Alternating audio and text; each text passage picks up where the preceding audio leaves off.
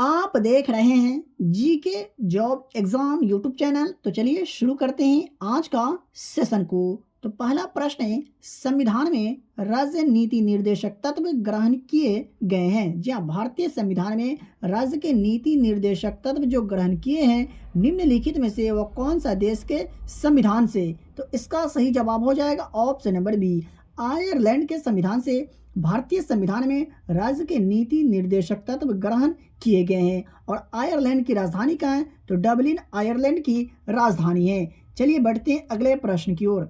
बात करें 2 नंबर प्रश्न का, तो संविधान का कौन सा अनुच्छेद उपाधियों का अंत सुनिश्चित करता है? जी हाँ, भारतीय संविधान का कौन सा अनुच्छेद उपाधियों का अंत सुनिश्चित करता है? तो इसका सही जवाब हो जाएगा ऑप्शन नंबर बी, अनुच्छेद 18 उपाधियों का अंत सुनिश्चित करता है। बात करें 3 नंबर प्रश्न का, तो भारत में हरित क्रांति के भारतीय जनक के रूप में किसे जाना जाता है? जी हाँ, भारत में हरित क्रांति के भारतीय जनक के रूप में निम्नलिखित में से किसे जाना जाता है? तो इसका सही जवाब हो जाएगा option number B, doctor MS. Swaminathan को जाना जाता है हरित क्रांति के भारतीय जनक के रूप में। और बात करें हरित क्रांति की, तो इसकी शुरुआत भारत में वर्ष 1966 में कांग्रेस के नेता लाल बहादुर शास्त्री के नेतृत्व में हुई थी। तो ये आप याद रखिएगा। बात करें 4 नंबर प्रश्न का, तो आईपीएल 2023 का फाइनल मैच किस स्टेडियम में खेला गया था? जी हाँ, आईपीएल 2023 का फाइनल मैच किस स्टेडियम में खेला गया था? तो इसका सही जवाब हो जाएगा option number D, Narendra Modi stadium में खेला गया था आईपीएल 2023 का फाइनल मैच। और आईपीएल 2023 किस टीम ने जीता है ये आप सभी लोग कमेंट बॉक्स में ज़रूर बताइएगा अगर आपको याद हो तो। बात करें 5 नंबर प्रश्न का, तो वर्तमान में डीआरडीओ के अध्यक्ष कौन है? जी हाँ, वर्तमान में डीआरडीओ के अध्यक्ष कौन है ये आपको बताना है। तो इसका सही जवाब हो जाएगा option number A, doctor Sameer V Kamat वर्तमान में डीआरडीओ के अध्यक्ष है। बात करें 6 नंबर प्रश्न का, तो जिला न्यायालय के न्यायाधीशों की नियुक्ति कौन करता है? जी हाँ, जिला न्यायालय के न्यायाधीशों की नियुक्ति निम्नलिखित में से कौन करता है? तो इसका सही जवाब हो जाएगा ऑप्शन नंबर ए, राज्य के राज्यपाल जिला न्यायालय के न्यायाधीशों की नियुक्ति करते हैं। तो डियर साथियों, अगर आपको आज का क्लास का वीडियो पसंद आ रहा हो तो प्लीज़ आप वीडियो को लाइक ज़रूर कर दीजिएगा। और चैनल पर पहली बार आए या हमारा वीडियो आप तक पहली बार पहुंचा है तो चैनल को सब्सक्राइब करके बेल आइकन को प्रेस कर लीजिएगा, क्योंकि यहाँ आपको काफ़ी महत्वपूर्ण प्रश्न बताए जाते हैं, पढ़ाए जाते हैं और यहाँ से प्रश्न आपको अपने एग्जाम में देखने को जरूर मिलेंगे। और डेली के क्लास की वीडियो का जो PDF होता है आपको फ्री में दिया जाता है। बात करें 7 नंबर प्रश्न का, तो एशियाई युवा पैरा खेलो 2025 का मेजबानी निम्नलिखित में से कौन सा देश करेगा? जी हाँ, एशियाई युवा पैरा खेलो 2025 का मेजबानी निम्नलिखित में से कौन सा देश करेगा? तो इसका सही जवाब हो जाएगा ऑप्शन नंबर ए, उज्बेकिस्तान करेगा एशियाई युवा पैरा खेलो 2025 की मेजबानी। और इसका राजधानी कहाँ है? तो ताशकंद उज्बेकिस्तान की राजधानी है। तो ये भी आप याद रखिएगा, ठीक है। बात करें आज का 8 नंबर प्रश्न का, तो हवा महल किस शहर में स्थित है? जी हाँ, हवा महल जो है निम्नलिखित में से कौन से शहर में स्थित है? तो इसका सही जवाब होगा ऑप्शन नंबर बी, जयपुर शहर में स्थित है हवा महल। आपसे राज्य भी पूछा जा सकता है कि हवा महल भारत के किस राज्य में स्थित है? तो राजस्थान राज्य में। और राजस्थान की राजधानी क्या है? तो जयपुर। ये भी आप याद रखिएगा, ठीक है। चलिए देख लेते हैं आज का 10 नंबर प्रश्न को। तो आज का 10 नंबर प्रश्न है, साइमन कमीशन भारत में कब आया? जी हाँ, साइमन कमीशन भारत में किस वर्ष आया, कब आया? तो इसका सही जवाब हो जाएगा ऑप्शन नंबर बी, वर्ष 1928 में साइमन कमीशन भारत में आया। तो ये आप याद रखिएगा। 10 नंबर प्रश्न है, स्वतंत्र पूर्व भारत में गरीबी रेखा की अवधारणा सबसे पहले डैश ने चर्चा की थी। यानी कहने का मतलब ये हुआ कि स्वतंत्रता से पूर्व भारत में गरीबी रेखा की अवधारणा पर सबसे पहले चर्चा किसने किए थे? तो इसका सही जवाब हो जाएगा ऑप्शन नंबर ए, दादा भाई नौरोजी ने स्वतंत्रता से पहले गरीबी रेखा की अवधारणा पर चर्चा किए थे। तो इसका सही जवाब हो जाएगा ऑप्शन नंबर ए। चलिए देख लेते हैं दूसरे प्रश्न को। बात करें 11 नंबर प्रश्न का, तो प्रथम भारतीय अंतरिक्ष यात्री कौन थे? जी हाँ, प्रथम भारतीय अंतरिक्ष यात्री कौन थे, उनका क्या नाम है? तो इसका सही जवाब हो जाएगा option number C, Rakesh Sharma प्रथम भारतीय अंतरिक्ष यात्री थे और ये कब गए अंतरिक्ष में, तो वर्ष 1984 में, तो ये भी आप याद रखिएगा। बात करिए 12 नंबर प्रश्न का, तो झारखंड किस राज्य के साथ सीमा साझा नहीं करता है। जी हाँ, झारखंड जो है निम्नलिखित में से कौन से राज्य के साथ अपनी सीमा साझा नहीं करता है, तो इसका सही जवाब होगा option number D, Andhra Pradesh राज्य के साथ झारखंड जो है अपनी सीमा साझा नहीं करता है। और बिहार से झारखंड कब अलग हुआ, तब 15 नवंबर 2000 को, ये भी आप याद रखिएगा क्योंकि एग्जाम में यहाँ से प्रश्न पूछा जाता है। बात करें 13 नंबर प्रश्न का, तो नेताजी सुभाष चंद्र बोस ने निम्नलिखित दलों में से किसकी स्थापना की थी। जी हाँ, नेताजी सुभाष चंद्र बोस ने निम्नलिखित में से किस दलों की स्थापना की थी, तो इसका सही जवाब हो जाएगा option number B, All India Forward Bloc की स्थापना किए थे किसने, नेताजी सुभाष चंद्र बोस ने। और कब, तो वर्ष 1939 में, तो आप वर्ष भी याद रखिएगा। बात करिए 14 नंबर प्रश्न का, तो सविनय अवज्ञा आंदोलन कब शुरू हुआ था। जी हाँ, सविनय अवज्ञा आंदोलन की शुरुआत किस वर्ष हुई थी, कब हुआ था, तो इसका सही जवाब हो जाएगा ऑप्शन नंबर ए, वर्ष 1930 में सविनय अवज्ञा आंदोलन की शुरुआत हुई, तो ये आप याद रखिए। बात करिए 15 नंबर प्रश्न का, तो जयप्रकाश नारायण को किस नाम से जाना जाता है। जी हाँ, जयप्रकाश नारायण को किस अन्य नाम से जाना जाता है, तो इसका सही जवाब नायक के नाम से जाना जाता है किन्हें, जयप्रकाश नारायण को, तो ये आप याद रखिएगा क्योंकि यहाँ से भी प्रश्न एग्जाम में पूछा जाता है। बात करें 16 नंबर प्रश्न का, तो मगध की सबसे पुरानी राजधानी कहाँ थी। जी हाँ, मगध की सबसे पुरानी राजधानी निम्नलिखित में से कहाँ थी, तो इसका सही जवाब होगा ऑप्शन नंबर बी, राजगीर में थी मगध की सबसे पुरानी राजधानी, तो ये आप याद रखें।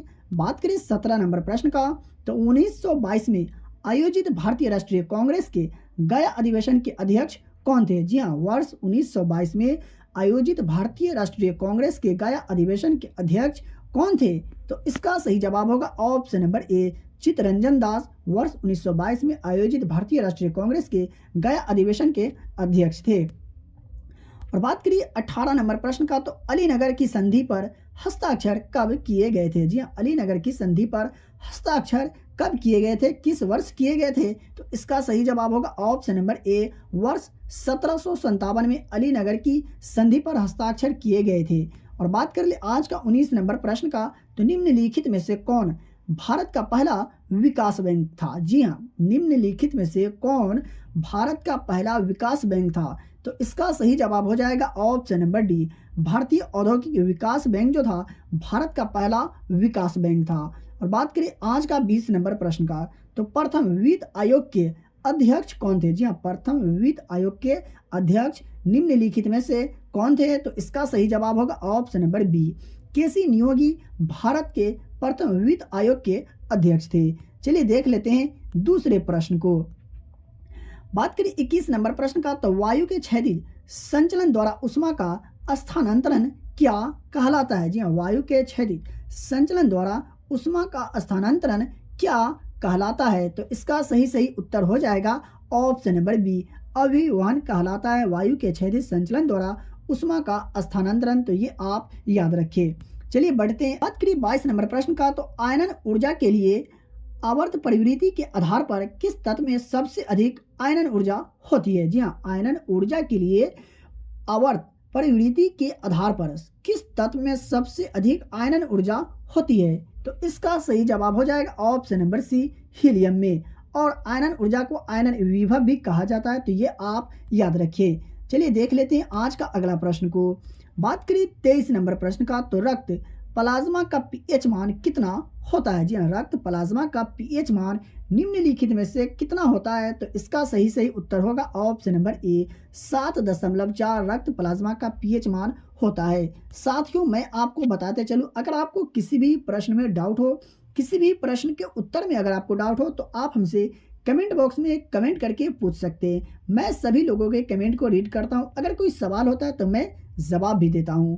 बात करें 24 नंबर प्रश्न का, तो जीवाणु जिसे बैक्टीरिया कहते हैं कौन सी बीमारी पैदा करने वाले जीव है। जी हाँ, जीवाणु जो है कौन सी बीमारी पैदा करने वाले जीव है, तो इसका सही उत्तर होगा ऑप्शन नंबर डी, यक्षमा यानी तपेदिक नामक बीमारी पैदा करने वाली जीव है जीवाणु, तो ये आप याद रखिएगा। चलिए देख लेते हैं आज का अगला प्रश्न को। आज का 25 नंबर प्रश्न है, भारी वाहनों में डीजल का प्रयोग ईंधन के रूप में किया जाता है क्योंकि? जी हाँ, ये आपको बताना है, बहुत ही महत्वपूर्ण प्रश्न है। भारी वाहनों में डीजल का प्रयोग ईंधन के रूप में किया जाता है क्यों? तो इसका सही उत्तर हो जाएगा ऑप्शन नंबर सी। यह अधिक माइलेज देती है तथा इंजन के लिए सुरक्षित होती है, इसलिए भारी वाहनों में डीजल का प्रयोग किया जाता है ईंधन के रूप में। चलिए बढ़ते हैं अगले प्रश्न की ओर। बात करें 26 नंबर प्रश्न का, तो लोहे का जंग लगना डैश का उदाहरण है। जी हाँ, लोहे का जंग लगना डैश का एक उदाहरण है, तो इसका सही जवाब हो जाएगा ऑप्शन नंबर बी। संक्षारण का उदाहरण है लोहे का जंग लगना। और बात कर ले आज का 27 नंबर प्रश्न का, तो विद्युत बात करें 27 नंबर प्रश्न का, तो विद्युत चुंबक में उपयोग होने वाला धातु डैश है। जी हाँ, विद्युत चुंबक में उपयोग होने वाला धातु निम्नलिखित में से कौन है? तो इसका सही जवाब होगा ऑप्शन नंबर बी। नर्म लोहा जो है विद्युत चुंबक में उपयोग होने वाला धातु है। और बात कर ले आज का 28 नंबर प्रश्न का, तो फलों को पकाने के लिए किस रसायन का प्रयोग किया जाता है? जी हाँ, फलों को पकाने के लिए निम्नलिखित में से कौन से रसायन का प्रयोग किया जाता है? तो इसका सही जवाब होगा ऑप्शन नंबर बी। एथिलीन का प्रयोग किया जाता है कच्चे फलों को पकाने में, तो ये आप याद रखिए, बिल्कुल भी कंफ्यूज नहीं होना है। चलिए बढ़ते हैं अगले प्रश्न की ओर और देख लेते हैं आज का 29 नंबर प्रश्न को। तो ध्वनि की गति सबसे कम किसमें होती है? जी हाँ, ध्वनि की गति सबसे कम निम्नलिखित में से किसमें होती है? तो इसका सही जवाब होगा ऑप्शन नंबर ए।